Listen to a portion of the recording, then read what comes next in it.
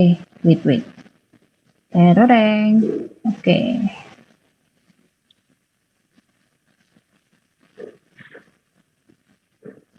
Oke.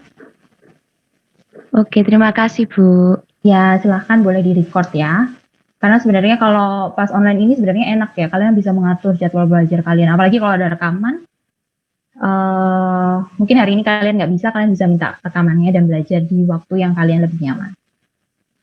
Nah, saya akan bahas secara umum struktur otak. Mungkin kalian sudah dapat secara umum dari Pak Danto juga, kalau ada 4 lobus. Lobusnya ada frontal, jadi kalau saya menghafalkan lobus itu sebenarnya gampang ya, nggak susah. Jadi kalau tangan kalian ada 2, kalian bisa taruh di paling depan tuh frontal, ke atas itu parietal, terus kemudian ke samping itu temporal, dan paling belakang itu occipital. Jadi frontal, parietal, temporal, kemudian occipital.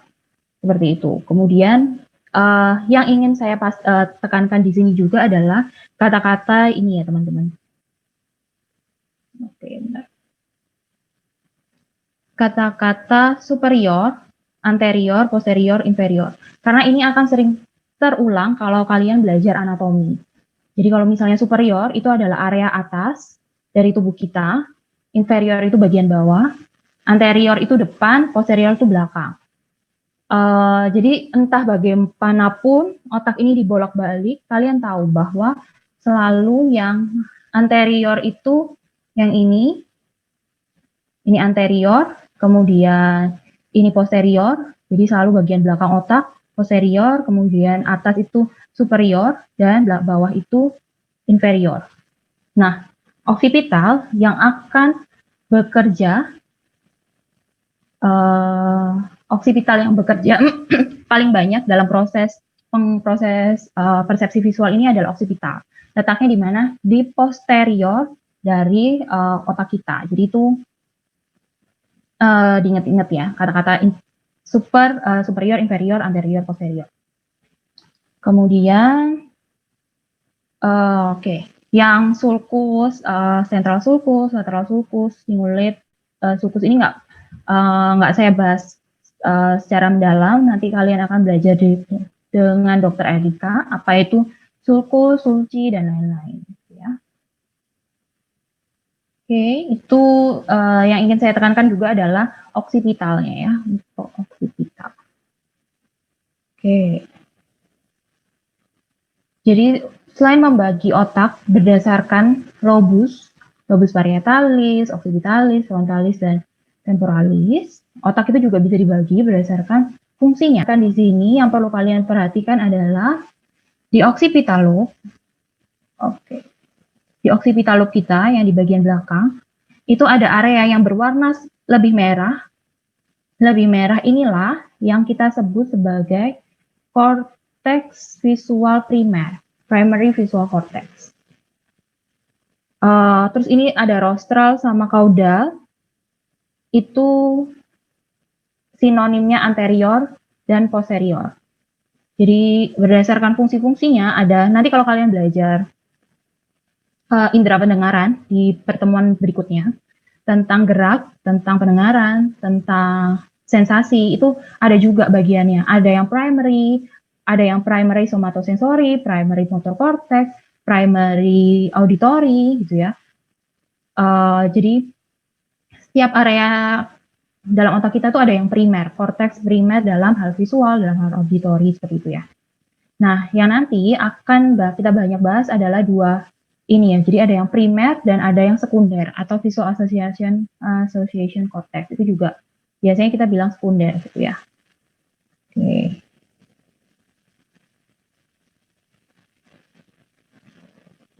Nah, selain bagian-bagian otak itu tadi, ada juga di tengah-tengah otak kita itu ada bentuknya seperti biji ya. 2 biji di kiri dan kanan. Ini namanya talamus. Kenapa saya memperkenalkan ini di awal tentang struktur otak? Karena talamus berperan besar dalam memproses input-input sensori kita, panca indera kita kecuali penciuman. Jadi nanti pendengaran lewat talamus juga diproses lewat talamus. Kemudian penglihatan diproses lewat talamus. Sensasi di kulit itu taktil itu juga akan diproses di talamus. Talamus ada kiri dan kanan. Jadi ini akan berperan penting yang nanti akan saya jelaskan dalam proses jarak penglihatan atau visual pathway gitu. Oke. Nah, itu pengantar umum tentang otak. Nggak akan saya bahas detail, akan saya bahas untuk bagian-bagian yang kalian perlu tahu saja dalam mempelajari vision. Nah, untuk penglihatan sendiri, saya akan jelaskan ada 5 proses ini. Ada overview-nya, kira-kira guideline-nya. Saya akan jelaskan tentang cahaya, stimulus cahaya, kemudian bagaimana struktur mata, kemudian struktur retina, proses fototransduksi ini nanti di retina. Terus bagaimana dari retina masuk ke kita, kemudian dari proses higher visual process itu proses data lanjutan kita. Jadi kalau sudah sampai di otak, terus diapakan gitu informasi penglihatan kita. Jadi seperti itu. Oke.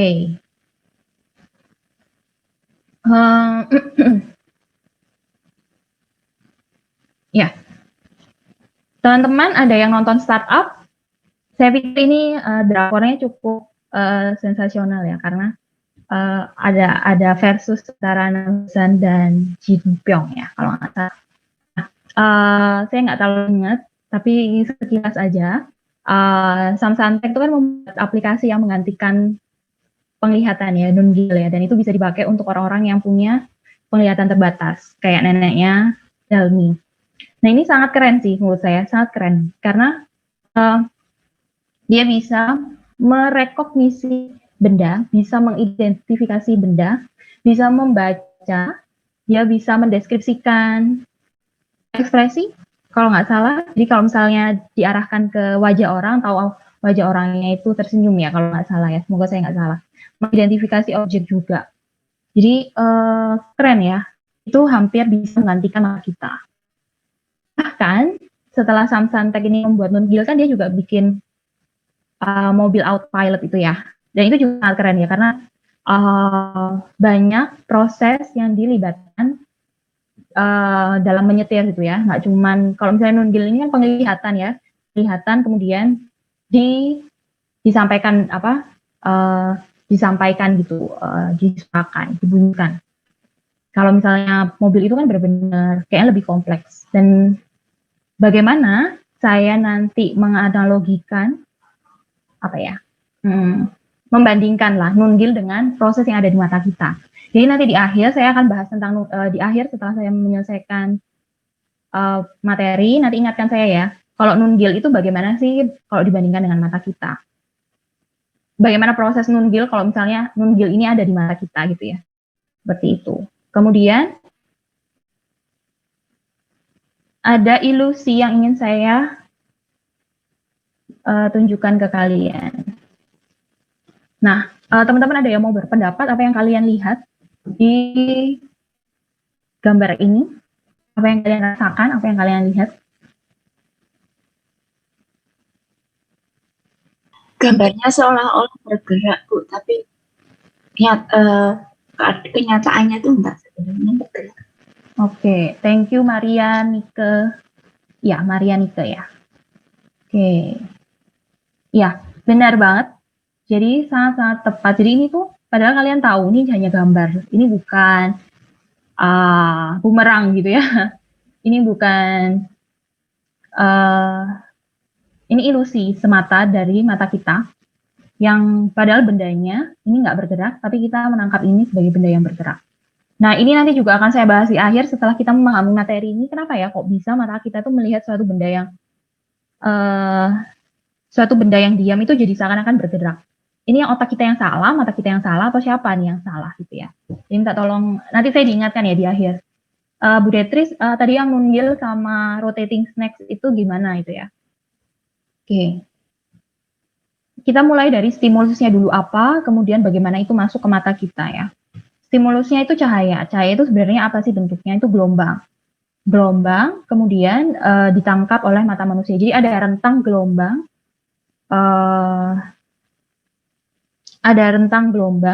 Jadi ada gelombang gamma, X-ray, kemudian ada gelombang radio gitu ya. Tapi gelombang yang bisa ditangkap oleh mata kita adalah gelombang yang panjangnya itu antara 380 sampai 760. Setiap makhluk hidup itu punya kemampuan menangkap gelombang yang berbeda, gelombang cahaya. Kemudian bisa juga nanti gelombang ini tuh diubah menjadi foton yang masuk mata kita. Jadi jangan bayangkan foton itu seperti partikel kecil itu seperti debu gitu ya, enggak. Jadi nanti itu akan diubah dalam bentuk partikel-partikel yang masuk ke reseptor mata. Ya anggaplah intinya ini gelombang gitu ya, gelombang. Gelombang itu kan bentuknya bukit, terus kemudian lembah gitu ya, bukit lembah. Nah, bagaimana kita bisa melihat warna? Itu bukan kenapa kita bisa melihat warna, tapi kenapa kok ada warna di dunia ini? Karena gelombang cahayanya panjangnya berbeda. Semakin panjang gelombangnya, jadi hue ini panjang gelombang itu menentukan hue. Hue itu maksudnya jenis warnanya apa. Semakin panjang, maka semakin kalau panjang artinya gelombang warna merah. Ini ya, kita lihat ya. Jadi rentang antara bukit ke lembah dan bukit lagi itu lebih panjang ya, di 665. Kalau yang ungu itu pendek, cuma 400. Merah berarti lebih panjang daripada hijau, hijau lebih panjang daripada biru dan seterusnya gitu ya. Menentukan jenis warnanya. Amplitudo, jadi jarak antara titik tengah ini ke bukit atau titik tengah ke dasar, itu menentukan keterangan brightness-nya. Jadi sama-sama warna merah, tapi brightness-nya bisa terang, makin amplitudonya makin tinggi itu makin terang, amplitudonya makin rendah itu berarti makin gelap. Jadi menentukan terang gelapnya suatu cahaya. Jadi kenapa kok bisa kita melihat benda-benda di sekitar kita? Tentu saja karena ada lampu. Jadi misalnya ada lilin, lampu, senter gitu ya. Itu memantulkan cahaya ke benda itu, kemudian pantulan cahaya dari benda itu masuk ke mata kita. Jadi itu ya, kita ada dua jenis, jadi antara panjang gelombang dan amplitudo berdasarkan warna atau berdasarkan keterangannya. Nah, dari cahaya tadi, dia kan memantulkan ke kunci ini. Cahaya yang dipantulkan dari kunci ini masuk ke mata kita, membuat bayangan di retina. Nah, pupil, bukan pupil ya, jadi yang pertama kali itu kornea. Jadi kornea ini lapisan terluar, kemudian dari lapisan terluar ini masuk ke area iris. Iris itu yang berwarna-warni ya. Serat otot yang berwarna-warni itu iris. Kemudian oleh pupil ini diatur cahaya. Jadi kalau kalian tahu kan pupil kita tuh bisa mengecil membesar ya. Bisa mengecil membesar. Kalau dikaitkan dengan cahaya, pupil yang membesar itu biasanya kalau di kegelapan. Supaya lebih banyak cahaya yang masuk ke mata. Jadi dia membesar supaya lebih banyak yang masuk. Kemudian kalau di area yang terang, pupilnya itu mengecil supaya sinarnya itu diatur gitu. Jadi jangan sampai karena sudah terang, jadi diatur supaya jatuhnya pasti supaya bisa masuk ke mata dengan porsi yang sesuai gitu. Terus ada lensa. Nah lensa ini yang tugasnya untuk memfokuskan supaya jatuhnya ke retina. Jadi tujuannya tujuannya terang ini masuk ke area mata itu adalah tujuannya untuk bisa sampai ke retina. Untuk bisa masuk sampai ke retina, dia harus melewati kornea, iris, pupil, lensa, dan sampai akhirnya di retina. Nah, selain sampai di retina ini ada, nanti saya juga akan jelaskan, ada area yang bernama fovea, point center of focus, sama ada blind spot ya. Nah, ini akan saya bahas nanti, tapi kalian harus ingat bahwa ada titik di mana fovea itu adalah area yang menjorok ke dalam, jadi dia lebih tipis dibandingkan area-area yang lain. Sementara di blind spot ini tidak ada sisi, jadi kosong ya, nggak ada reseptornya, nggak ada dinding retinanya lah istilahnya. Itu makanya kenapa dibilang blind spot. Oke, kalau diperbesar nanti isinya retina ini senjelimet ini gitu ya. Sepadat ini, padahal ini hanya area kecil dari mata kita, tapi kalau diperbesar itu banyak sekali sel-selnya. Ini saya rangkumkan, jadi ini adalah prosesnya dari kornea, iris, pupil, lensa, retina, dan kemudian nervus opticum. Nervus opticum itu maksudnya apa? Ini optic nerve ini ya. Optic nerve, jadi nanti dari retina dia masuk ke selang ini gitu. bukan selang sih, saluran loh, bukan ini ya, optic nerve ini, yang nanti ini adalah jalur atau jalan untuk bisa informasi visual dihantarkan ke otak kita. Oke. Untuk fungsi-fungsinya kalian nanti bisa baca sendiri, jadi saya nggak akan sebutkan satu-satu. Kemudian proses fototransduksi. Transduksi itu apa? Jadi ini adalah ini semua sensori kita nggak cuma di penglihatan, nggak cuma foto, nggak cuma foto transduksi, tapi ada juga nanti sensori, auditori transduksi, taktil transduksi atau ya olfaktori, kalau nggak salah juga ada transduksinya. Penciuman juga ada proses transduksi. Jadi sebenarnya proses ini apa sih? Tadi kan cahaya itu gelombang. Nah, gelombangnya itu harus diubah oleh sel-sel oleh reseptor untuk bisa jadi aliran listrik dalam neuron. Sel-sel neuron, sel-sel saraf dalam tubuh kita itu berkomunikasi karena ada perbedaan aliran listrik. Jadi antara perbedaan potensial listrik jadi dari yang plus ke minus gitu ya. Aliran listrik positif ke negatif dan begitu. Nah, kan gelombang itu bukan aliran listrik. Pendengaran nanti juga bukan aliran listrik. Nah, tapi ada proses namanya transduksi yang dilakukan oleh reseptor untuk mengubah gelombang tadi itu menjadi neuron. Oke. Jadi tadi yang saya perlihatkan ke kalian, retina itu padahal setipis itu ya, dia tuh dinding belakangnya mata, tapi kalau diperbesar itu bisa sebanyak ini lapisan sel-sel neuronnya. Apa aja sih sel-sel neuronnya itu? Akan saya perbesar lagi di gambar yang berikutnya ya. Oke. Nah, jadi ada tiga sebenarnya tiga lapisan utama. Cahaya masuk dari sini ya, lihat cahayanya itu masuk dari sini. Dan fotoreseptor itu ada yang dari paling belakang, kemudian bipolar dan ganglion. Jadi ini dibalik ya, ini dibalik posisinya ini bagian belakang mata, ini dinding paling belakang mata, terus ini cahayanya masuk dari depan. Kalau yang di sini kan bentuknya kayak gini ya. Kalau di slide yang sebelumnya kan ini cahayanya di sini, yang dinding belakang di sini. Semoga kalian nggak bingung ya. Jadi ini dinding belakang, ini masuknya cahaya. Oke. Kita balik lagi ke gambar ini, teman-teman. Oke. Nah, ada 3 lapisan utama sebenarnya. Jadi ada fotoreseptor, bipolar, dan ganglion. Nah, ini saya tuliskan dari nomor 1 ke nomor 5 karena ada juga yang sub-sub lapisannya. Sorry.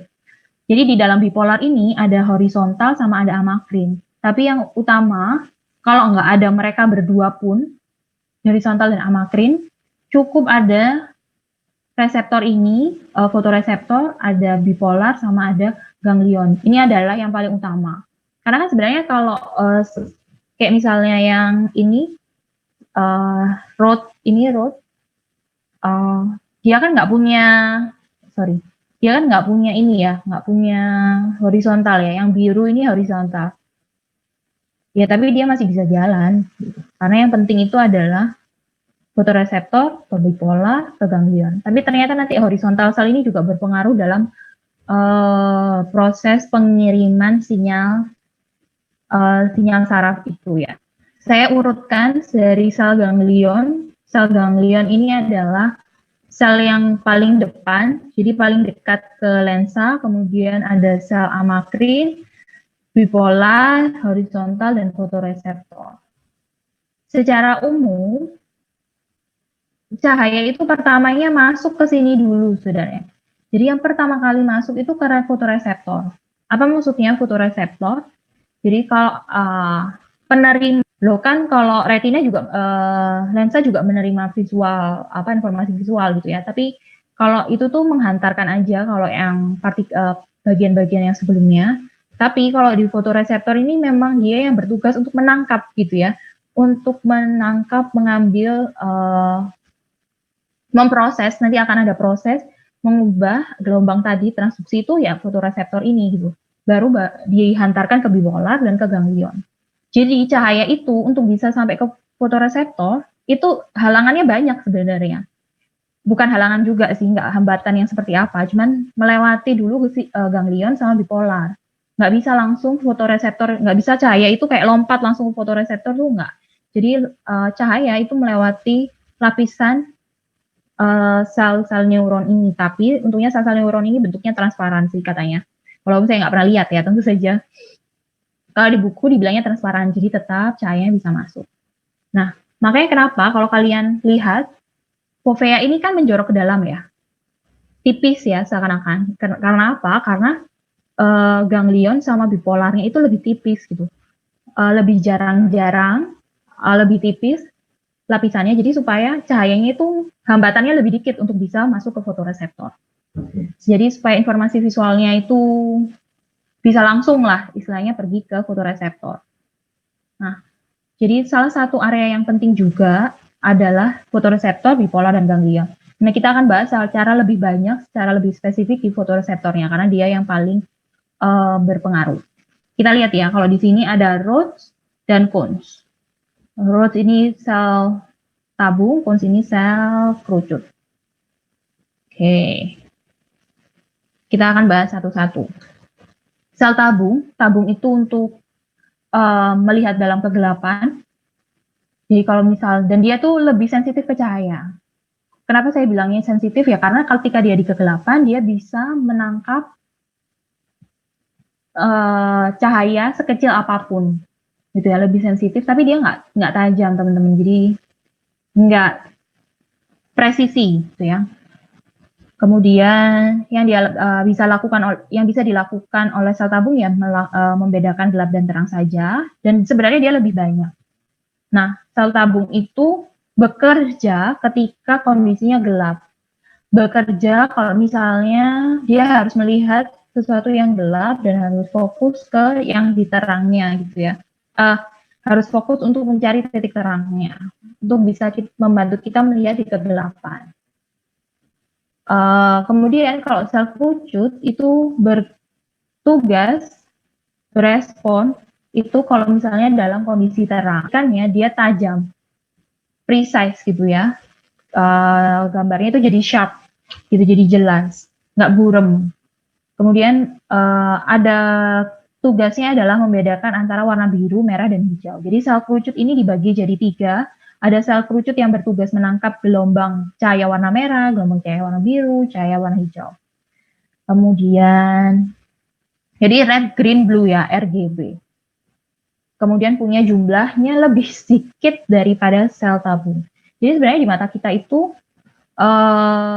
sel kerucutnya sebenarnya lebih sedikit dari sel tabung. Tapi dia letaknya, sel kerucut ini letaknya ada di fovea ya. Jadi kenapa bagian pada retina jadi sel fovea yang tadi saya tunjukkan menjorok ke dalam itu adalah titik fokus. Kenapa dia bisa menjadi titik fokus? Karena di area itu ada sel kerucutnya tuh sangat banyak.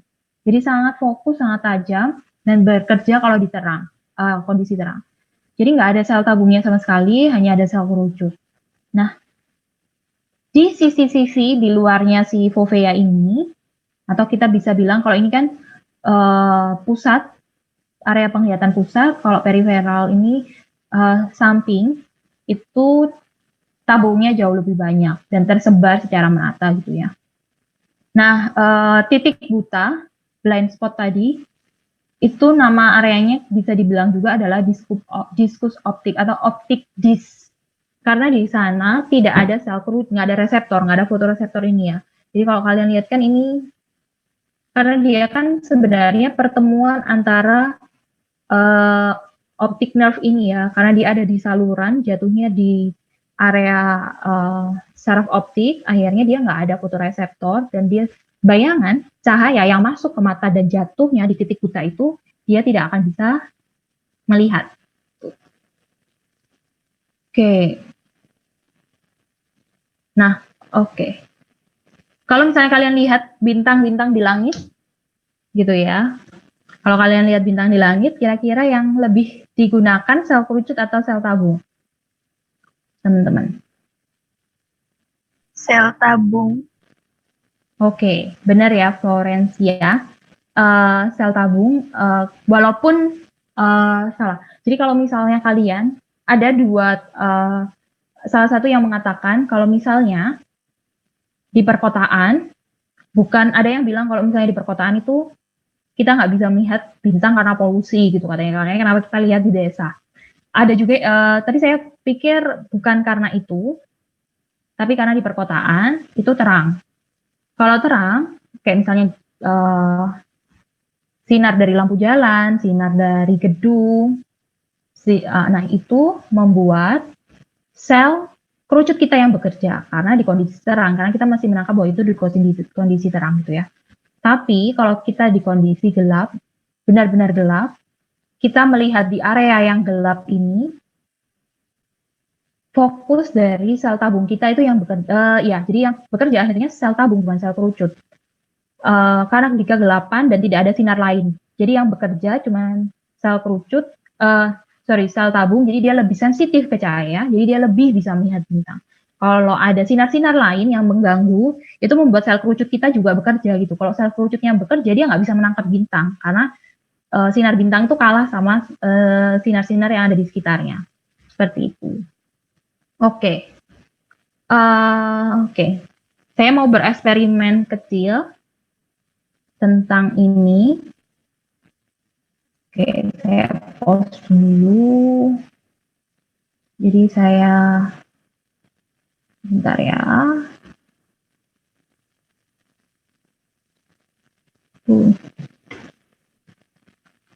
Oke.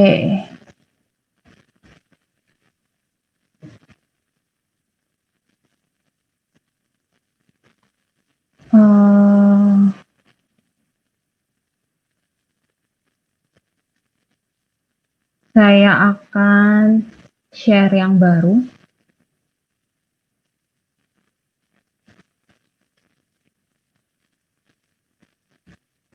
Oke, teman-teman, layarnya berganti ya.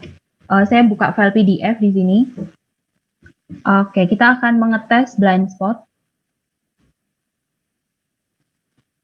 Ya, kita akan mengetes blind spot. Saya buka bukunya Carlson.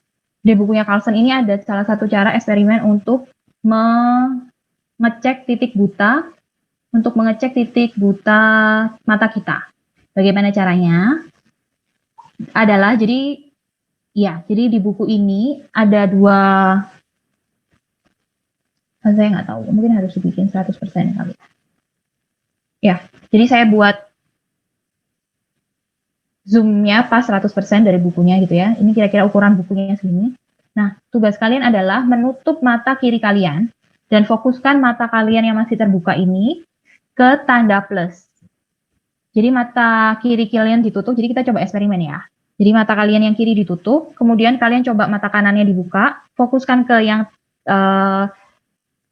gambar plus, tanda tambah itu, dan coba kalian maju mundurkan penglihatan kalian, dan kalian cek apa yang terjadi dengan lingkaran warna hijau. Jadi benar-benar fokusnya ke yang tanda plus ya, dan coba maju mundurkan gitu misalnya.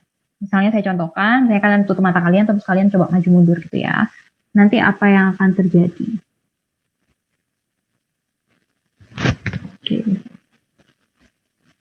Oke.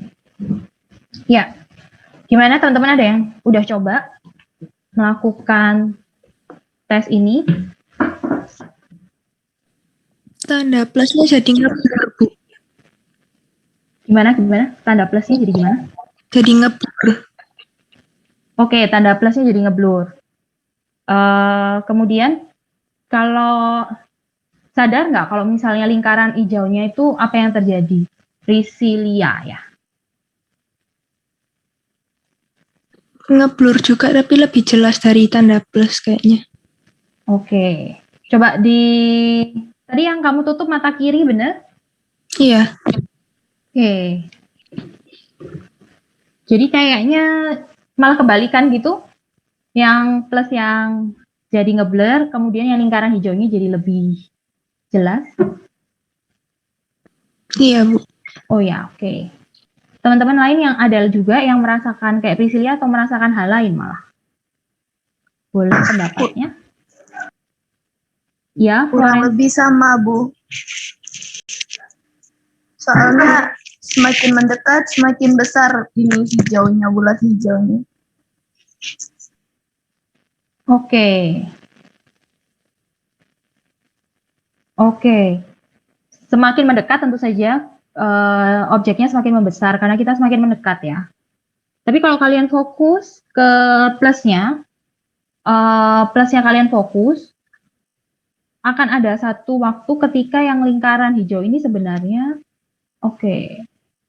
Teman-teman juga merasakan ya, jadi sama kayak Priscil, yang tanda plus ini semakin memburam gitu, dan yang hijau menjadi semakin jelas. Gitu. Enggak, Bu, ada posisi di mana hijaunya itu hilang setengah. Ya, oke. Oke, thank you Esra. Thank you banget Esra. Jadi kalau misalnya yang terjadi ke kalian, saya menjelaskan kalau misalnya lingkarannya yang menjadi jelas, jangan-jangan lingkarannya ini jatuhnya ke fovea malahan. Gitu ya. Ketika kalian mencoba memfokuskan, thank you Jihan, oke. Oke, jadi ada yang kayak Priscil, ada yang kayak Jihan atau Ezra tadi ya. Nah, teman-teman, kalau misalnya yang terjadi di mata kalian adalah plusnya memburam, hijaunya membesar dan menjadi lebih fokus, jangan-jangan fovea kalian bekerja untuk memperjelas si lingkarannya, gitu ya.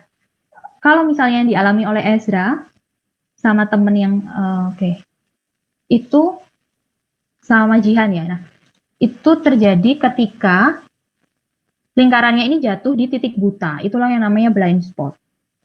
Ada juga mungkin di teman-teman lain, kenapa makin buram, mungkin yang plusnya itu jatuhnya bukan ke fovea, tapi makin jauh dari fovea, dan malah mungkin yang lingkarannya malah yang jatuh ke fovea gitu ya. Tapi yang ingin saya tekankan di sini adalah mata kita itu punya titik buta. Di mana ketika kita melihat sesuatu dalam jarak tertentu, itu akan membuat area lapang pandang itu menjadi hilang gitu ya, makin nggak jelas seperti lingkaran ini. Tetapi tadi kalau kalian sadari yang ditutup kan mata kiri, kalian menutup satu mata kalian dan mata kanan itu yang punya titik buta. Akhirnya kalau cuma melihat satu mata itu akan ada satu area di mana itu akan jadi buta. Kalian nggak bisa lihat gitu ya area itu. Tapi untungnya kita punya dua mata. Jadi mata yang satunya ini mengcover apa yang kita lihat sebagai buta itu tadi. Kalau kalian membuka dua mata, kalau kalian fokuskan ke gambar ini, ke plus sama tanda plus sama hijau ini juga nggak akan ada titik buta itu gitu. Karena dua mata ini saling mengcover ya. Karena kamu nggak bisa lihat karena mata kanan, karena lingkaran hijau itu jatuh di titik buta mata kanan. Tapi untuk mata kiri, lingkaran hijau itu jatuhnya di area samping-samping penglihatan, gitu ya. Itulah titik buta mata kita. Dan untungnya kita punya dua mata, jadi titik butanya itu nggak mengganggu.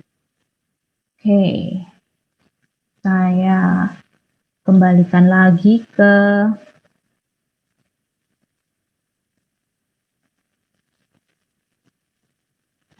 Oke, jadi itu adalah titik buta mata kita, dan itulah proses yang terjadi di cahaya sampai ke mata.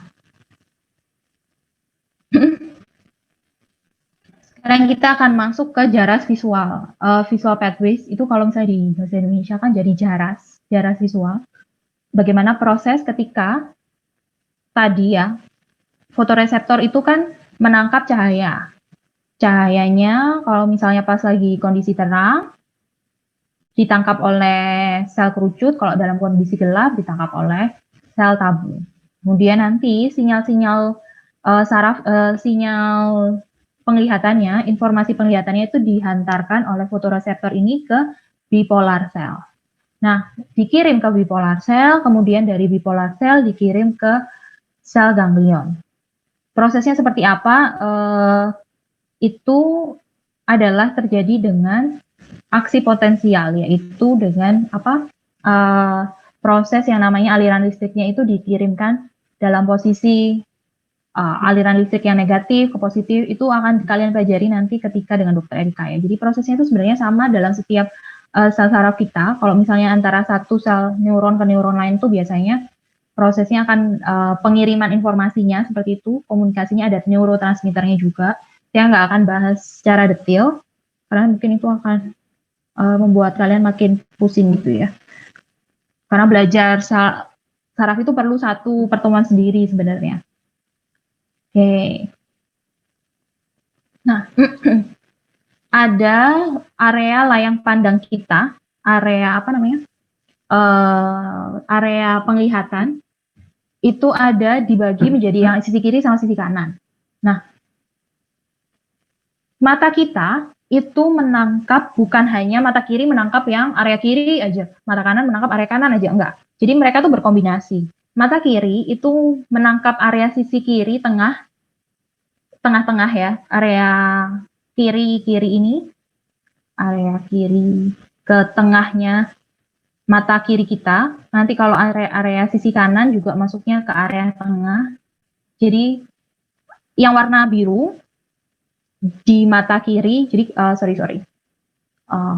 jadi mata kalian, area retina yang di tengah ini disebutnya nasal, area retina yang di samping-samping disebutnya temporal.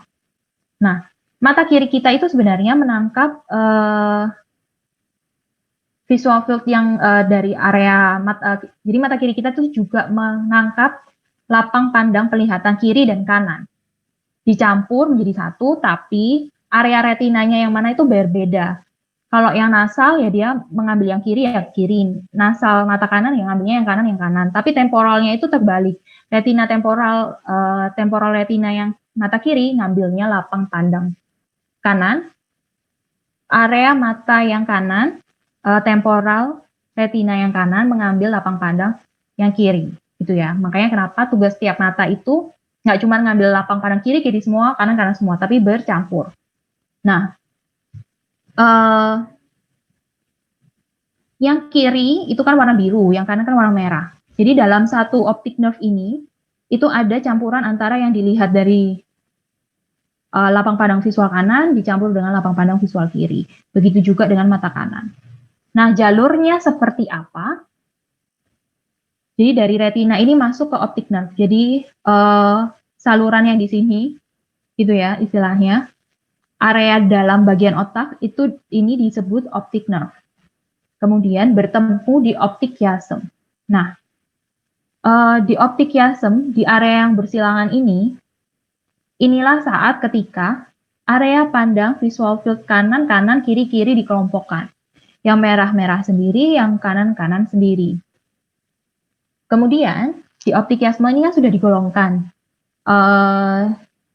Jadi kalau yang tadi mata kiri itu kan dia mengambil lapang pandang penglihatan kiri. Ya sudah, nanti di optic chiasm yang kiri ini ditaruh ke kanan.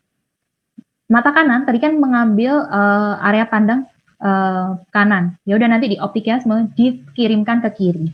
Makanya kenapa akhir tujuannya, walaupun mata kita sama-sama menangkap objek kiri dan kanan, tapi nanti kalau di korteks itu dibalik. Pokoknya yang kiri masuk ke kiri, yang dari lapang pandang visual kiri masuknya ke otak kanan, lapang pandang visual kanan masuknya ke otak bagian kiri. Nah, optic chiasm, dari optic chiasm ini ada, ini mungkin nggak ada tulisannya ya teman-teman, tapi yang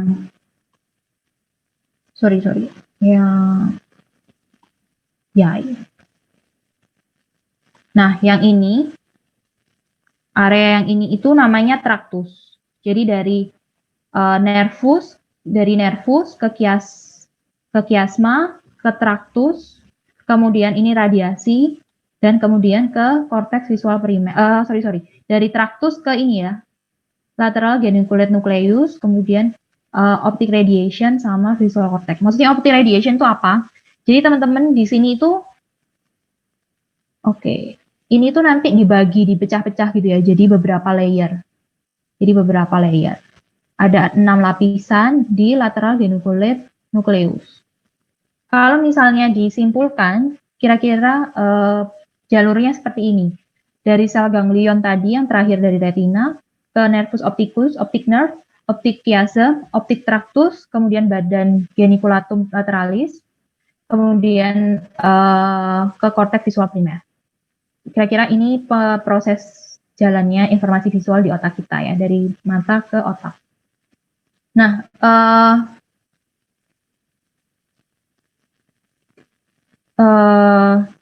ya, jadi di lateral geniculate nucleus atau nucleus lateral geniculatum lateral, saya singkat saja jadi biar ngomongnya nggak panjang tuh jadi LGN.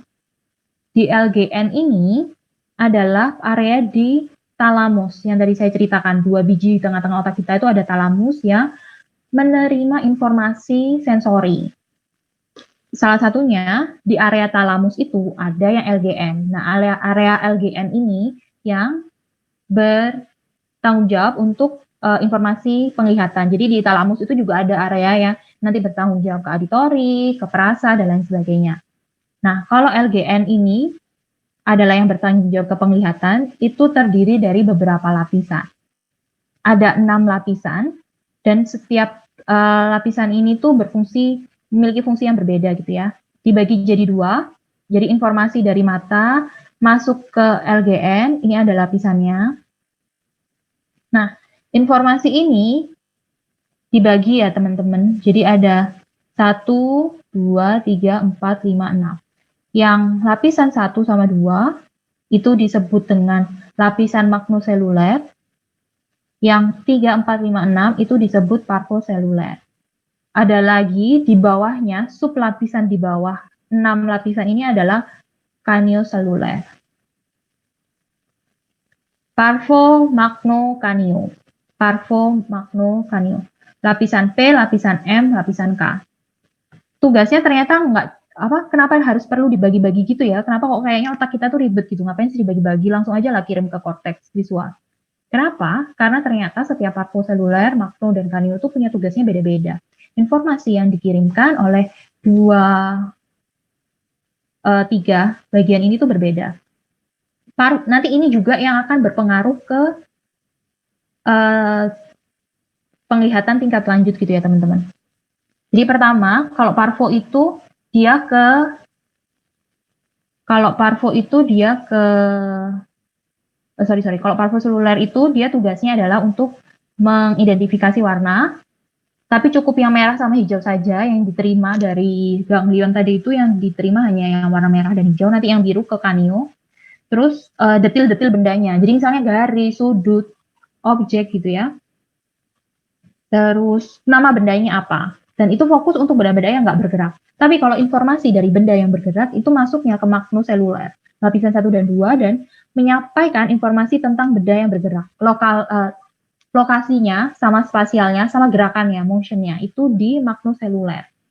Nah, canioseluler itu fokusnya ke warna ya.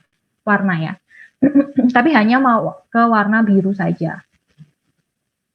Oke.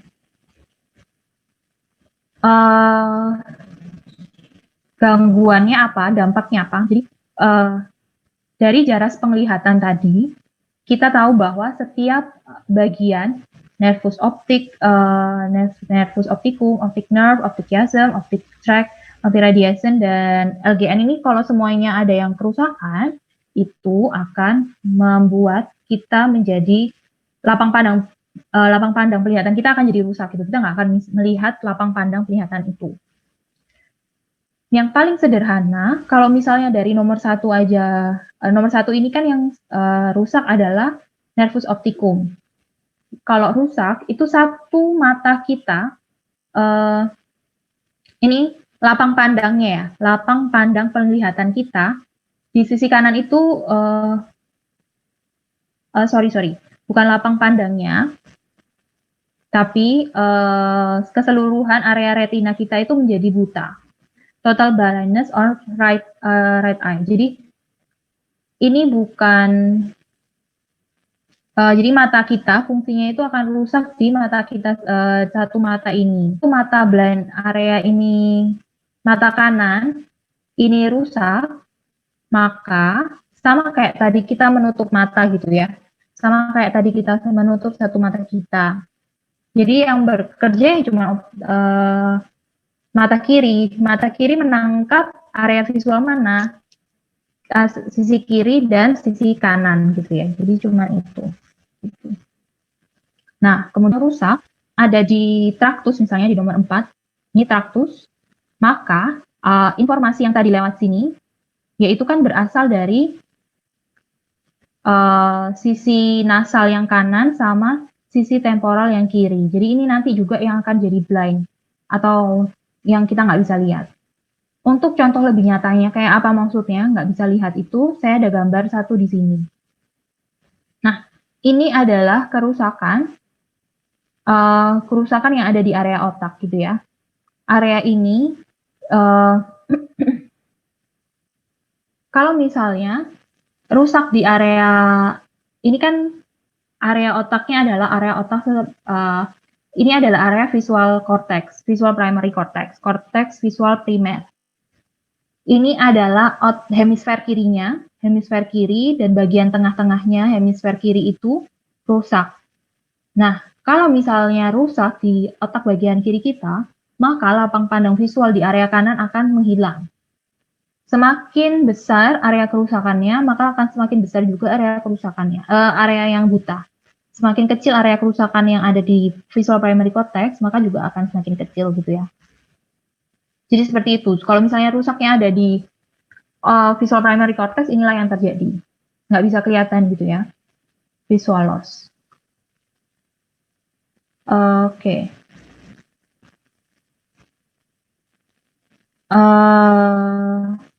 Kira-kira sampai di sini ada yang mau ditanyakan dulu, teman-teman?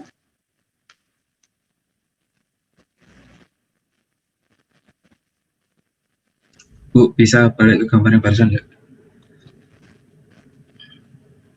Itu yang nomor 3 itu, kalau misalnya cederanya di sebelah kiri, berarti yang nomor 3 itu diganti sebelahnya gitu aja, atau enggak?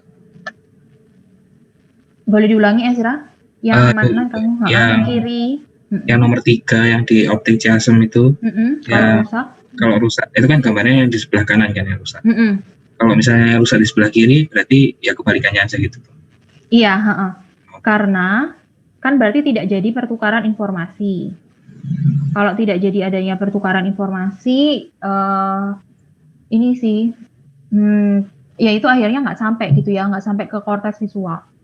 Kalau misalnya, karena ini mungkin gambar ini memang agak membingungkan sih. Waktu saya mengambil gambar ini juga saya baru ngeh. Ini gambarnya agak membingungkan. Ada juga kalau dari buku lain tuh mungkin lebih jelas gitu ya. Saya buka dulu bukunya.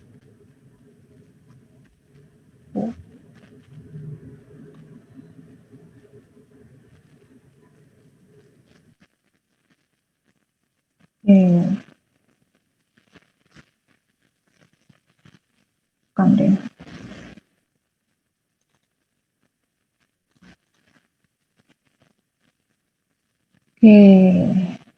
Mungkin ada gambar yang jauh lebih jelas sih. Jadi saya cekkan di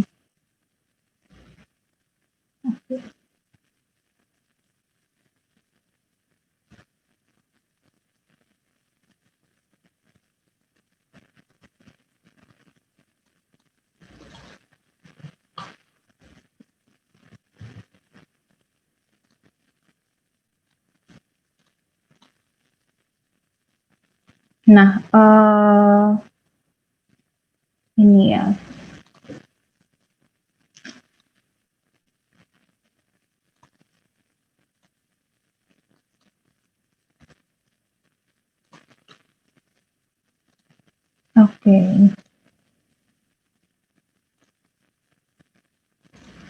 Oke, teman-teman kalau di gambar ini mungkin jadi kelihatan lebih jelas ya. Jadi kan kalau yang kerusakannya di optik chiasm itu yang tadi Ezra tanyakan, itu kan di nomor 2. Kalau yang di tengah-tengah atau yang di kiri kanannya itu bisa beda ya. Kalau yang rusak adalah optik chiasm ini, karena dia rusak, maka yang dihantarkan itu kan nggak jadi ada persilangan ya. Jadi nggak ada persilangan, maka ya udah yang dari temporal masuk Yang dari nasal ini, yang tengah-tengah ini, ya udah dia jadi rusak, nggak ke yang ini kan jadinya buta gitu ya. Yang ini jadinya buta. Karena kalau yang nomor 2 ini, yang berarti yang masuk kan nggak akan ada persilangan gitu ya. Jadinya yang temporal yang rusak nggak akan ada persilangan, maka di belakangnya jadinya rusak gitu, jadinya buta. Seperti itu. Jadi mungkin jadi lebih jelas ya. Terus, tapi kalau yang ditanyakan Ezra itu yang di sisi kanannya, sebenarnya yang terjadi kalau yang rusak di sini, optik kiasme, berarti informasi yang dari sini sama yang dari sini kan dia nggak bisa menyilang ya. Dari sini kan berarti dia nggak bisa menyilang. Karena itu hanya satu sisi aja yang rusak. Seperti itu. Tapi yang sisi sininya masih berfungsi dengan normal. Itu ya. Oke. Seperti itu. Oke, Bu. Oke. Kita balik lagi ya.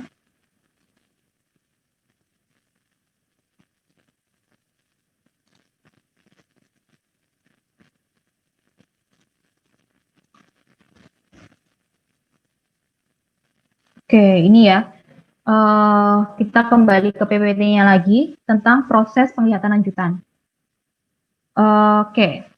Semoga kalian belum capek untuk memahami, karena ini juga jadi salah satu bagian yang paling penting ya. Jadi setelah kita udah tahu prosesnya gimana, kita harus tahu bagaimana akhirnya informasi itu dipersepsikan oleh otak kita. Area-area otaknya apa aja?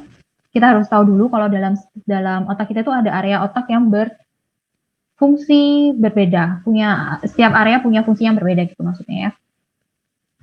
Bisa dibagi jadi dua, striate dan extrastriate atau pre-striate cortex. Striate cortex sama extrastriate atau pre-striate cortex. Kalau striate itu maksudnya yang utama, yang primer, yaitu V1. V2 sampai V5 itu sekunder. Bukan penerima utama. Penerima utama ya V1. Jadi disebutkan biasanya kita nggak ada nama-namanya, tapi biasanya disebutnya berdasarkan angka 1, 2, 3, 4, 5. Itu ya. Striate, extrastriate, pre-striate. Ada buku yang bilangnya extrastriate, ada buku yang bilangnya pre-striate. Tapi ini mengacu pada hal yang sama. Yang pasti V1 ini yang paling utama, dia yang menerima semua informasi dari otak dari LGN tadi. Kemudian nanti V2 meneruskan dari V1, V3, V4, V5 ini adalah cabang-cabangnya. Jadi V2 itu harus mikir, aku harus ngirimin kemana ya? Kalau informasi tentang bentuk, aku kirim nanti dikirim ke V3 untuk analisis bentuk, ke V4 untuk analisis warna, ke V5 untuk analisis gerakan. Itu ya. Itu dari V1 ke V2 kemudian bercabang istilahnya. Nah, ada 2 jalur. Jadi ini gambarnya untuk memberitahu kalian ya. Area V1 itu mana, V2, di mana V3, V4, V5 tadi. Sebenarnya ada sampai V8, tapi saya pikir terlalu banyak. Yang utama dalam prosesnya ada 5 ini. 1, 2, 3, 4, 5. Itu areanya di bagian otak kita. Dan yang terutama ingin saya tekankan adalah ada 2 jalur dalam proses penglihatan lanjutan kita. Dorsal dan ventral. Ini ya, dorsal dan ventral. Ventral artinya inferior, artinya bawah, dorsal artinya atas, superior gitu ya. Kalau kalian ingat tadi anatomi, atas itu super, bawah itu inferior, depan itu anterior, belakang itu posterior. Nah, dorsal itu ke atas, ke area, jadi dari occipital kepala bagian belakang kita itu naiknya ke atas. Ventral itu kalau dari bagian occipital dia ke samping gitu ya, ke bawah ke area temporal, ke area telinga kita. Ke lobus temporal. Jadi tujuannya dorsal itu untuk bisa menghantarkan informasi ini ke lobus parietal. Kalau ventral itu tujuannya adalah ke lobus temporal. Jadi untuk informasi visualnya itu sendiri memang dikelola oleh occipitalis. Tapi nggak bisa occipitalis ini bekerja sendiri. Dia harus menghantarkan ke temporalis, harus menghantarkan juga ke parietalis. Kalau mau menghantarkan ke temporal itu namanya ventral, kalau ke parietal itu namanya dorsal. Oke. Disebut juga jalur ventral. Oke, ini typo ya teman-teman, ventral dan dorsal harusnya. Ventral dan dorsal. Where dan what. Ventral itu what teori, dorsal itu where teori. Maksudnya apa? Jadi kata tanya apa ini adalah mengacu pada apa sih bendanya gitu ya. Jadi melibatkan lobus temporal dan mengidentifikasi benda ini apa, namanya apa, bentuknya apa, warnanya apa. Kemudian jadi intinya adalah persepsi visual kita, persepsi visual atau benda ini apa itu dilakukan oleh ventral. Object recognition itu dilakukan oleh ventral. Jadi dari tadi yang occipital ke temporalis itu adalah tugasnya. Tugasnya lobus temporal itu apa? Kenapa kok dihantarkan ke sana? Fungsinya adalah untuk mengetahui benda ini apa, rekognisi benda ini apa. Dorsal itu where, gerakan, di mana benda ini berada, lokasinya di mana, gerakannya bagaimana. Itu melibatkan lobus parietal, mengidentifikasi gerakan, lokasi, spasial, gerakan benda, dan mengontrol. Pada akhirnya setelah kita tahu gerakan benda itu mengontrol gerakan kita sendiri. Contohnya apa? Kalau ventral tentu saja kayak benda ini apa gitu ya. Oh ini transportasi, ada sepeda, mobil, motor, bus, truk. Itu kita bisa membedakan. Yang melakukan tugas itu siapa? Adalah jalur ventral. Itu. Terus kemudian ini bentuknya kotak, persegi, kubus, tabung, kerucut. Bentuknya apa? Itu yang tahu siapa? Yang tahu ventral, tugasnya ventral. Dorsal itu contohnya seperti apa? Kita tahu kalau misalnya benda bergerak itu, misalnya kalian melihat orang sedang memukul bola ke arah kalian. Kalian tahu gerakan bola itu yang akhirnya membantu kalian untuk mengontrol perilaku. Oke, aku harus mengarahkan tanganku kemana nih untuk bisa menangkap bola. Bolanya ini harus, kalau misalnya kalian main sepak bola, aku tahu ini bola. Aku tahu dia ada di kakiku. Aku harus nendang ke arah mana untuk bisa aku mengirimkan temanku yang ada di area sana. Jadi tahu lokasi teman kalian sesama tim sepak bola, terus tahu mengontrol perilaku kalian nendangnya ke arah mana. Jadi dorsal itu adalah where atau how sih. Ada juga yang mengatakan di salah satu buku itu nggak cuma di mana, tapi bagaimana benda itu digunakan gitu akhirnya. Oke. Itu adalah jalur ventral dan jalur dorsal. Ini harus kalian ingat karena setiap kali membahas tentang materi somatosensori kayaknya juga ada dorsal dan ventral. Motor ya, terutama motor. Nanti kalian belajar pergerakan itu akan banyak membahas tentang dorsal. Seperti itu. Nah, ternyata setiap jalur ini punya pathway-nya sendiri-sendiri, punya jaraknya sendiri-sendiri. Jadi tadi kan kita sudah tahu ya, informasi visual itu sampai di korteks. Tapi dari korteks itu dibawanya gimana sih? Jalur ventral ini jalannya kemana? Jalur dorsal ini jalannya kemana? Jadi tadi kan kita masih ingat ya, parvoseluler adalah bagian dari LGN, lapisan 3-6, yang mengidentifikasi, yang mengirimkan informasi tentang bentuk, warna, ukuran itu parvoseluler. Jadi parvoseluler ini sih yang membawa akhirnya ke LGN, ke korteks, tapi karena dia dari lapisan parvoseluler, akhirnya dikirim ke ventral, ke V4, dan ke korteks temporalis inferior. Jadi yang jalur dorsal dari magnoselular ke LGN, ke V1, ke jadi sama-sama V2 ya, sama-sama ke V2. Kalau digambar-gambar, ini sama-sama ke V2, tetapi areanya beda. Ventral berarti area yang bawah dari V2, dorsal itu area yang atasnya V2. Dia dorsal sama ventral. Nah, kalau kita lihat dari gambar ini, sebenarnya kalau dari V1, sebenarnya kalau dari V1 tuh bisa aja sih, langsung dari V1 ini ke V5. Tapi tujuan akhirnya adalah ke sini, parietal ini ya. Tujuan akhirnya ke parietal, kalau ini jalur dorsal, ini jalur ventral, tujuan akhirnya adalah ke temporal. Tapi kalau kita lihat, temporal dan parietal itu bekerja sama. Jadi Walaupun mereka punya jalur yang berbeda, jalannya beda, tapi mereka tetap kerja sama. Makanya kenapa ada panahnya di sini, artinya kalian tahu ini gelas, kalian tahu bentuknya ada ini, itu fungsinya siapa? Rekognisi, fungsinya si ventral untuk mengenal objek. Ini kalian tahu bentuknya gini, gitu ya. Sorry. Kalian tahu bentuknya, kalian tahu bentuknya itu pensil. Kalau pensil itu cara megangnya kayak gini gitu ya, bukan kalian genggam atau itu gitu. Nah, itu kerjasama gitu. Mereka nggak bisa, kalian nggak bisa kalau cuma tahu aja, tapi kan harus tahu aksinya apa, gitu, gerakannya apa. Nah, itu adalah prosesnya ventral ke dorsal.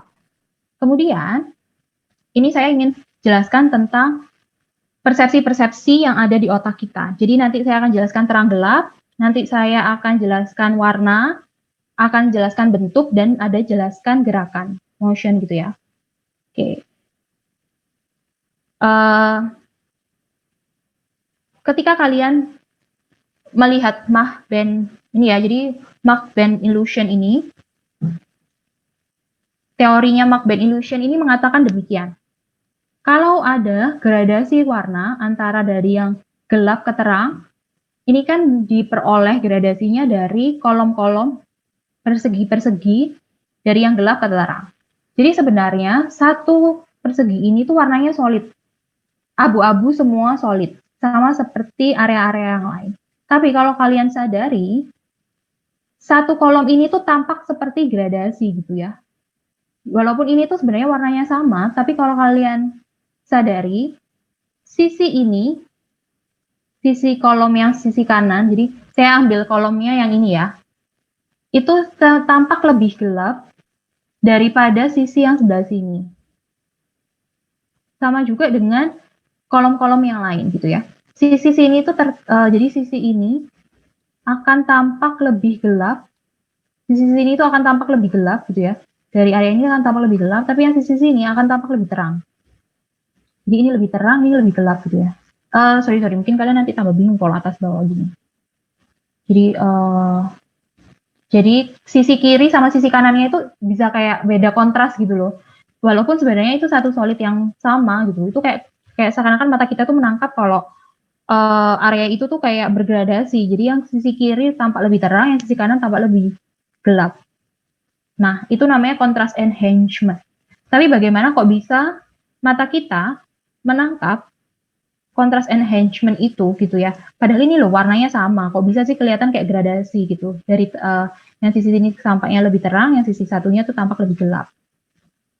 Itu karena ada proses on off, ada namanya receptive field, dan receptive field itu yang membuat kita receptive field ini adalah area. Jadi saya jelaskan kenapa kita bisa mempersepsikan suatu bidang yang solid warnanya sama menjadi bergradasi. Ada kontrasnya, membuat kita menyadari adanya, padahal walaupun itu solid gitu ya. Karena ada proses yang terjadi di receptive field. Jadi bidang reseptif ini itu sebenarnya adalah area di dalam lapang visual yang memungkinkan suatu stimulus untuk mempengaruhi aktivitas suatu neuron. Sel ganglion memiliki center surround structure. Satu titik cahaya kecil pada bidang reseptif dapat memaksimalkan aktivasi atau merangsang aktivasi dan area di sekelilingnya menghambat aktivasi sel. Kalau kalian lihat,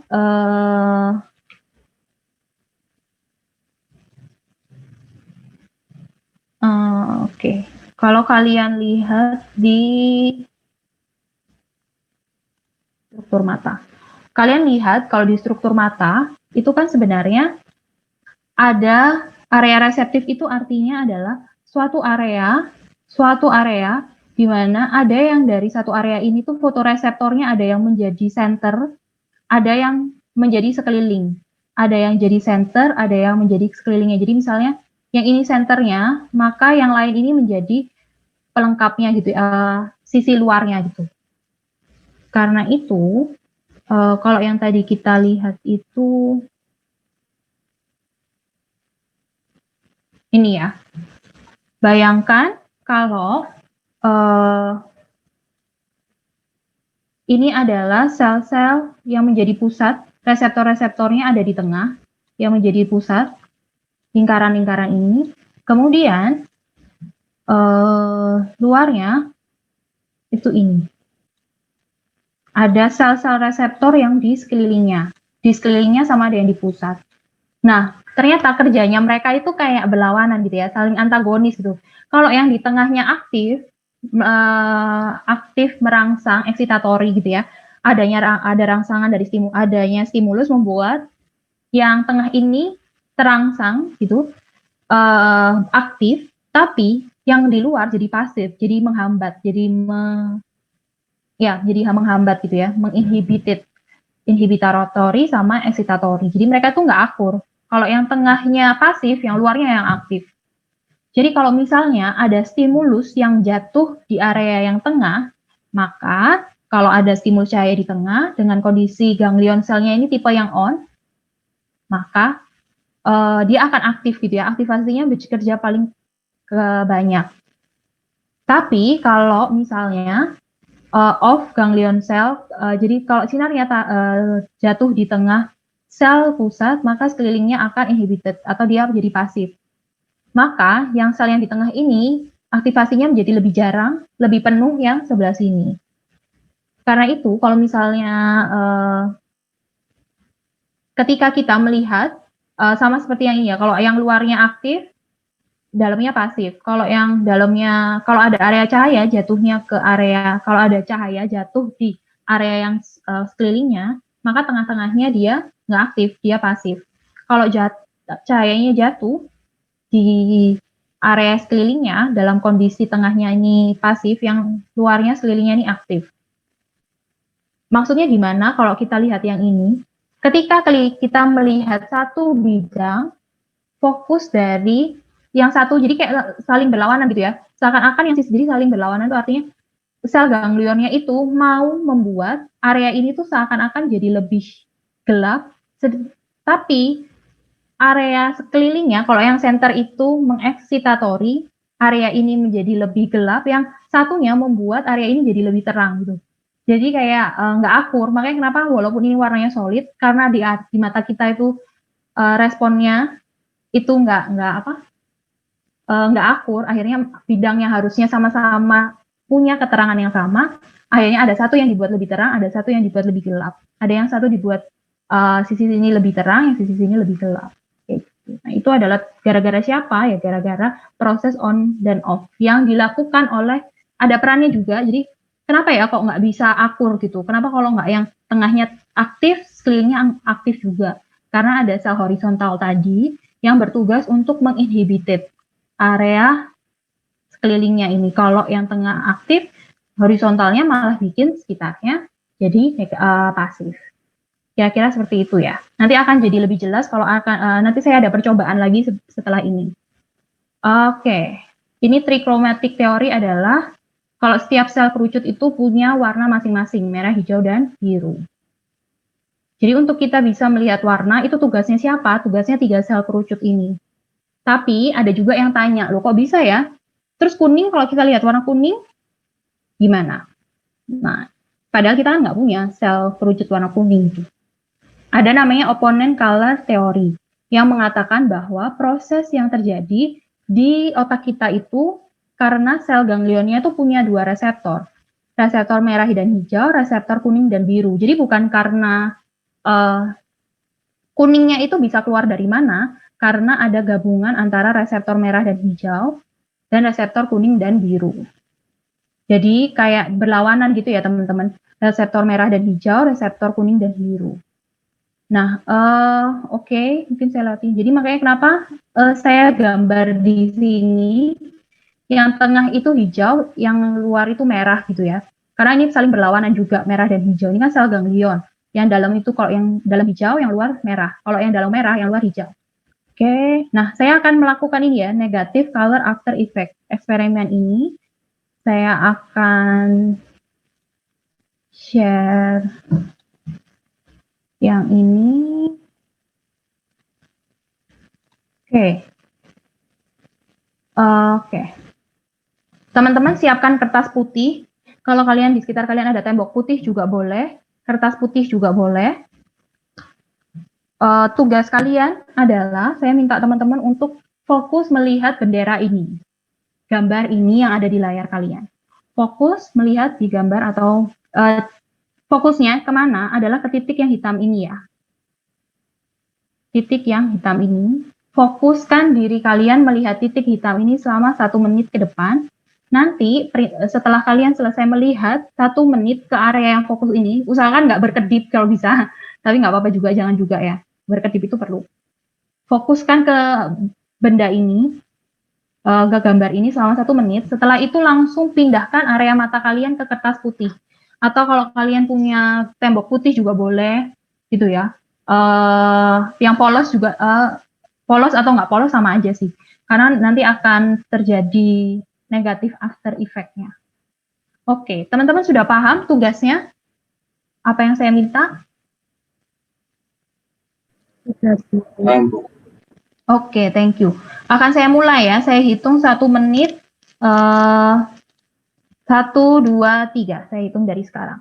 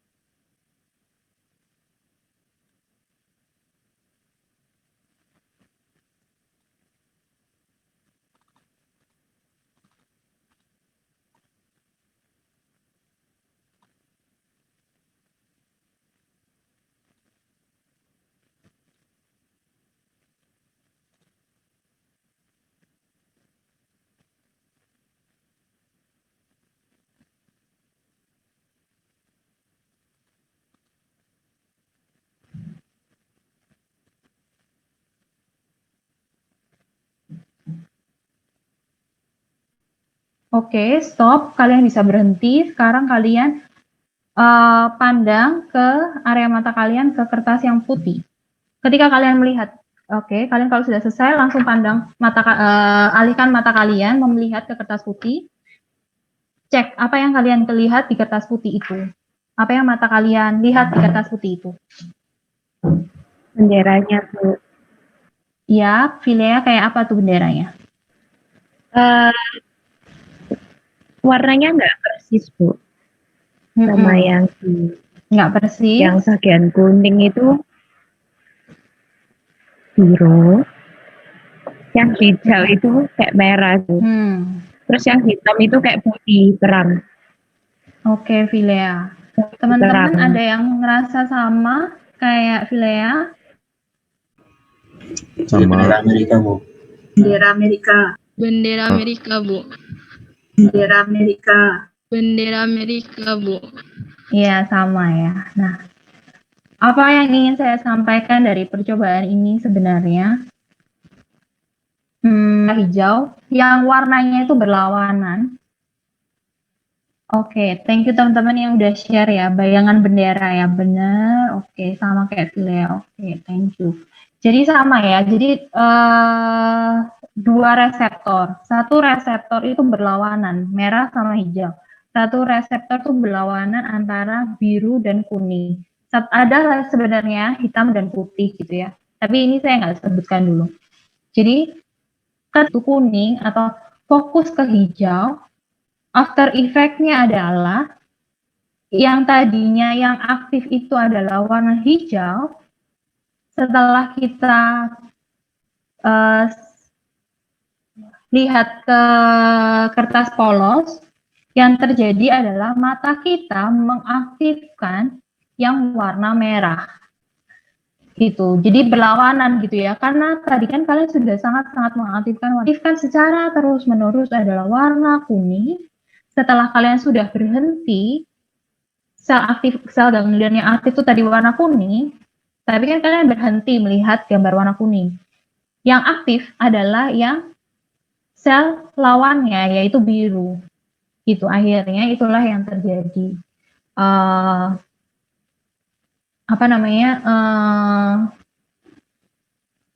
Proses oponen color gitu ya. Makanya kenapa yang tadi saya share juga, kalau yang tengah ini kan yang tadi aktif hijau, maka yang merah tadi dia pasif. Tapi setelah selesai kita melihat warna hijau, dibaliklah langsung yang merah jadi lebih aktif. Yang tadinya kita lihat warna hijau jadi warna merah, yang tadi kita lihat warna kuning jadi warna biru. Seperti itu ya, negative color avatar effect. Oke, nah oke, saya lanjut aja. Gambar ini saya lewati ya teman-teman, untuk bisa menjelaskan tentang persepsi-persepsi yang lain. Ada buta warna itu terjadi karena apa? Karena sel kerucut tadi yang ada 3 itu ada yang tidak merespon dengan baik. Ada yang kerusakan pada sel kerucut, warna merah dan hijau. Tapi alasannya berbeda. Protanopia nggak punya warna merah, nggak punya sel kerucut warna merah. Punya, sel kerucutnya itu punya, tapi nggak bereaksi gitu. Ketika ada warna merah itu dia nggak teraktivasi. Deuteranopia tidak punya reseptor yang warna hijau. Tritanopia itu tidak bisa melihat warna biru karena merah kehijauan. Gitu ya. Jadi kalau untuk mengetes protanopia itu gambarnya yang ini. Untuk deuteranopia itu line tesnya itu contohnya seperti ini. Kalau yang biru tuh seperti ini tritanopia ya. Oke, kita lanjut lagi. Persepsi bentuk. Tadi kan saya sudah jelaskan bahwa ada tugasnya korteks, tugasnya siapa? Jalur ventral. Nah, ada area dalam otak kita yang bertugas untuk mempersepsi bentuk. Bentuk itu nggak cuma kotak, lingkaran gitu ya, tapi juga termasuk bentuk-bentuk yang lebih kompleks, seperti wajah, huruf, anggota tubuh. Nah, kalau yang anggota tubuh ini nggak cuma tugasnya ventral ya, jadi nanti informasi anggota. Jadi karena anggota tubuh kita bergerak ya, anggota tubuh nggak cuma mengidentifikasi yaitu anggota tubuh apa, tangan, badan gitu ya, tapi juga memberikan informasi gerakannya itu nanti ke jalur dorsal. Okay. Jadi tadi saya contohkan ada 3, FFA, EBA, sama VWFA. FFA itu VWFA mengidentifikasi tulisan huruf ya. Ini area-areanya. Saya mau tunjukkan anatominya tuh di sebelah mana. VVA, ya. Fusiform First Area FFA itu ada di sisi bawahnya sini, temporal. Jadi ini semua temporal ya. FA itu juga temporal. Dan kalau VWFA ini bertugas untuk kita bisa sorry teman-teman. Kayaknya tadi ke pause ya. Ininya, screen sharingnya ya. Jangan-jangan dari tadi ke pause ya? Iya, Bu. Oke. Tadi saya jelas pause apa? Ya, sudah kelihatan dari tadi ya. Saya nggak ngeh nih kalau saya pause. Di saya nggak muncul, Bu. Sorry ya, jadi saya tadi nggak muncul, Bu. Oke, benar. Berarti tadi ke pause. Sorry. Jadi tadi ini saya jelasin tentang buta warna, mungkin kalian loading banget gitu ya, ini ngomongin apa, gambarnya yang mana gitu ya. Oke, nanti kalian baca di slide saya ya. Ada protanopia bentuk itu melibatkan lobus temporal. Jadi ada FFA mengidentifikasi wajah, ada area yang namanya EBA mengidentifikasi anggota tubuh, ada area VWFA yang mengidentifikasi huruf gitu. Nah, Areanya ini di mana? Di bawah dari lobus temporalis, ada FFA, di bagian EBA ini yang di sini itu untuk EBA, di bawahnya lagi di dasar otak kita itu ditemukan PWFA. Jadi peneliti terdahulu mengecek bahwa kalau untuk kita mengidentifikasi wajah, kerusakan pada area tertentu akan menyebabkan gangguan, akan menyebabkan dampak. Oke, saya lewati dulu yang ini. Sorry. Jadi ada namanya visual agnosia, itu kerusakan yang terjadi ketika agnosia itu artinya kesulitan untuk mengenal objek ya. Anoksia, gitu. Ini nggak ngerti.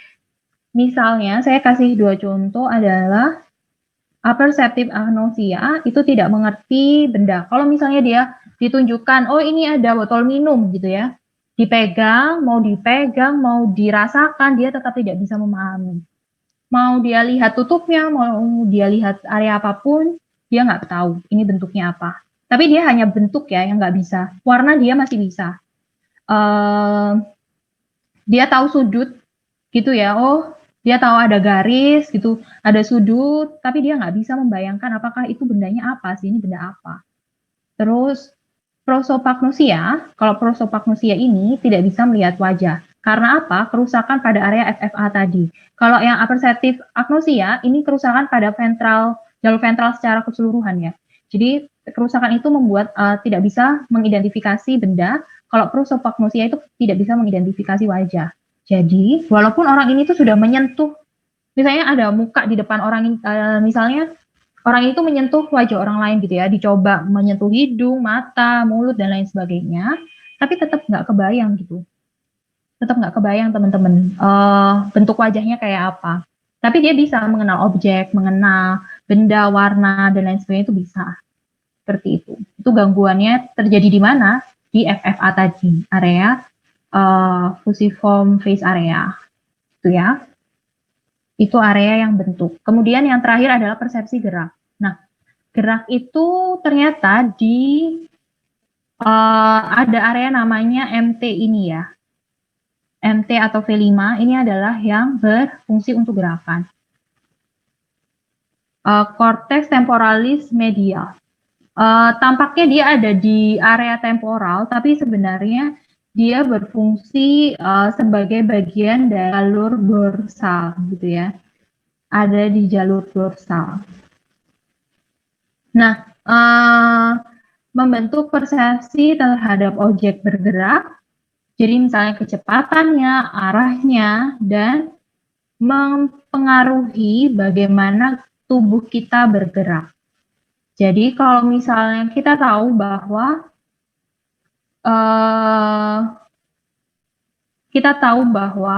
tangkis, kita tahu bahwa objeknya itu bergerak.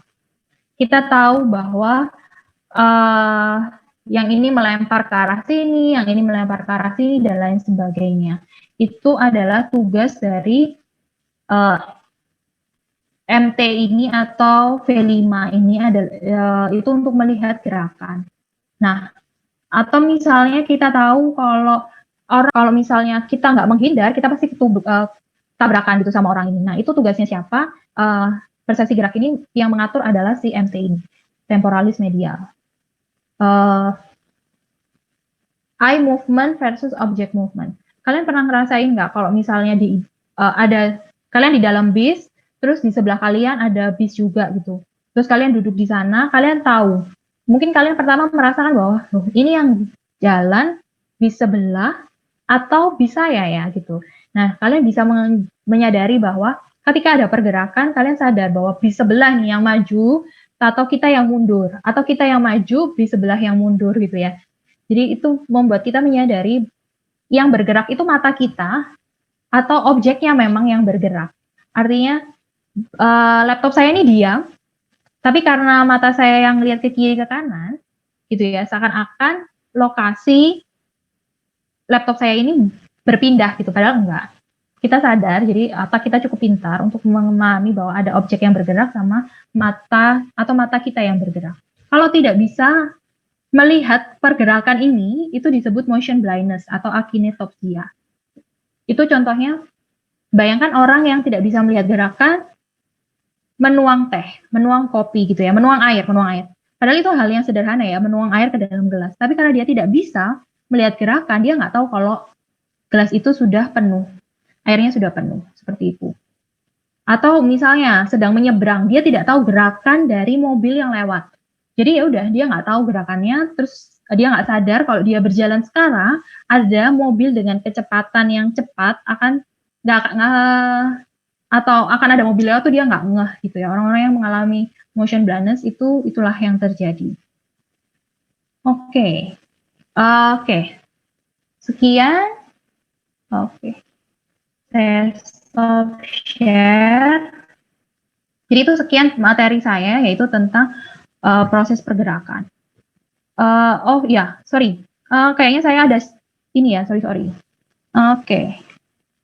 Tadi saya sempat janjikan ke kalian untuk ini kan ya, tentang nunggil sama rotating snake ini. Jadi kalau yang nunggil ini teman-teman, itu mewakili jalur ventral dalam otak kita ya. Nunggil itu mewakili jalur ventral dalam otak kita. Tetapi saya nggak tahu, adakah teman-teman yang nonton startup terus nunggil bisa tahu kecepatan mobil, kecepatan orang jalan gitu, pergerakan? Bisa nggak ya? Kayaknya cuma bisa ada ya. Ada Iceng ya. Apa? Ada atau nggak ada nih? Vincenzo bilangnya enggak. Oke. Nggak ada yang bisa gerak kayaknya, Bu. Ya, berarti nunggil ini cuma bisa mewakili ventral, bisa mewakili penglihatan orang, tapi mungkin nggak bergerak ya. Jadi nggak tahu bola, kalau misalnya, saya nggak tahu, kalau misalnya nunggil ini diarahkan ke orang sedang main sepak bola, apakah dia bisa ngasih tahu ya, bola kelempar ke sini, bola ditendang gitu? Saya nggak tahu gitu ya. Itu mata kita yang bisa melihat pergerakan bola. Bisa melihat kalau bola itu masuk gawang gitu ya. Ditendang oleh siapa, kita bisa lihat bola basket masuk ke ring dan lain sebagainya. Kita tahu kalau bola kasih ke arah kita tahu area nangkapnya kemana. Gitu. Karena nunggil itu hanya bisa memberitahu objek, yaitu memberikan jalur ventral saja. Gitu. Karena nggak sampai membantu kita untuk bergerak. Seperti itu ya. Tapi kalau autopilot mobilnya yang dibuat oleh 6 dosen itu kayaknya bisa sampai kayak gitu sih. Karena mobilnya itu bisa mengetahui mobil lain kecepatannya seperti apa. Jadi kalau ada mobil lain berhenti, mobil autopilotnya itu juga berhenti gitu ya. Tapi kalau nunggilnya cuman hanya bisa melakukan kemampuan jalur ventral. Kemudian, yang rotating snake ini, padahal ini bendanya diam, tapi apa yang membuat mata kita bisa melihat ini sebagai pergerakan? Jadi, ketika dicek oleh peneliti tentang aktivasi di otak kita ketika orang melihat gambar ini, V5 yang tadi saya jelaskan, yang bertanggung jawab dalam persepsi gerakan itu ternyata juga mengaktifasi gitu ya. Karena apa? Karena bayangan-bayangan hitam ini masuk ke mata kita dan direspon oleh otak sebagai pergerakan. Akhirnya membuat mata kita menganggap kalau itu bergerak walaupun enggak. Seperti itu. Jadi itu ilusi-ilusi ya teman-teman. Oke. Oh, oke, thank you. Iya, maksud saya ada yang mau nonton startup. Oke, Iceng ya. Oke, Vincenzo. Oke.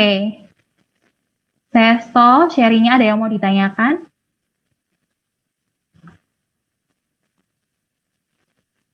Oke.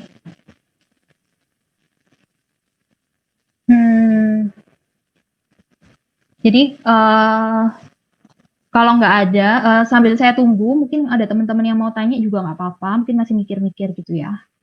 Jadi salah satu contoh yang saya baca tentang apperceptive agnosia itu adalah ada suatu kasus gitu ya, dia dokter dalam bidang musik, seni musik gitu ya, dokter. Ini seorang dokter nih, seni musik lagi. Dia tidak bisa mengidentifikasi objek. Ketika dia diberikan bunga mawar, dia itu nggak tahu gitu ya. Kalau kita diberikan bunga mawar, mungkin kita akan memegangnya seperti ini gitu ya. Tapi nggak tahu dia tuh genggam atau kayak pegangannya pun nggak pas gitu. Karena dia nggak tahu itu objeknya apa, akhirnya dia juga nggak tahu harus memegang seperti apa. Kemudian dia bisa mencium, dia tahu kalau bunga itu wangi, dia tahu kalau ada warna merah di situ, tapi dia tidak tahu kalau itu bunga. Tidak tahu itu diletakkannya harus di dalam air pun dia juga tidak tahu. Ya, ketika dia harus menggambar bunga, dia menggunakan apa yang ada di dalam otaknya, memorinya tentang bunga. Jadi dokter ini kan sebenarnya sebelumnya masih bisa mempersepsikan objek, tapi karena setelah adanya kerusakan pada otak, ada stroke, membuat orang ini tidak bisa area jalur ventralnya itu rusak. Akhirnya dia menggambar bunga berdasarkan memori tentang bentuk bunga. Bisa dia gambar dengan sangat jelas. Tapi kalau harus mengcopy gambar bunga, dia tidak bisa. Karena ya dia tidak bisa mempersepsikan bentuk objeknya seperti apa, akhirnya nggak bisa meniru, nggak bisa mengcopy juga. Itu sih. Nah, oke. Kira-kira seperti itu. Kalau nggak ada yang ditanyakan, oke, saya terima kasih untuk partisipasinya hari ini. Saya bersyukur sekali karena kalian aktif memberikan jawaban gitu ya. Aktif juga bertanya, bersyukur juga ada teman-teman yang masih merespon. Kita akan ketemu lagi bersama saya nanti di akhir semester di pertemuan terakhir seperti itu. Jadi kayak sih karena kemarin itu kalau di kelas B yang kemarin sama Bu Tina, kuis yang di Bella dibuka sampai jam 10. Nah, saya yang kurang tahu yang di kelas A. Nanti saya coba tanyakan, tapi yang pasti coba dicek aja di Bella, segera diisi kuisnya ya, satu pertanyaan itu aja. Oh ya, Oke, Bu. itu aja dari saya. Terima kasih untuk partisipasi teman-teman. Oh ya, maaf, apa suara saya jelas ya? Iya, jelas Vilea. Itu Bu, presensi di Bella belum buka ya Bu, jamnya beda.